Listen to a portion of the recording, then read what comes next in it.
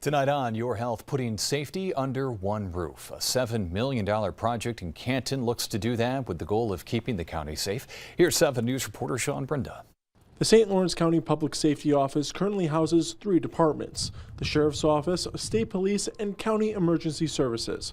But come next month, the $7.5 million in renovation work will begin to not only improve the space, but to add 2 more departments and boost technology for 911 dispatchers. We will have a lot more tools and state-of-the-art equipment in Canton, which will make the jobs of the dispatchers a little more easier and more efficient. Some of the new technology includes a monitoring screen, which dispatchers can assist fire crews and police officers on where certain emergencies are, with access to closed-circuit TV footage across the county. Dare says by the time renovations are complete by the end of next year, the Emergency Services Office will have enough space to house 7 dispatchers here at the Public Safety Complex in Canton. Currently, the space only has enough room for 4 dispatchers.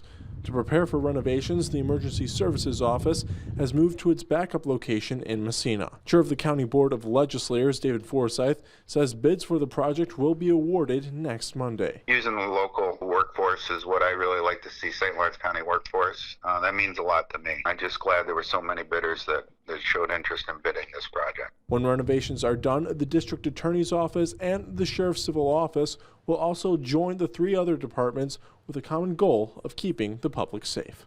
Sean Brenda, 7 News.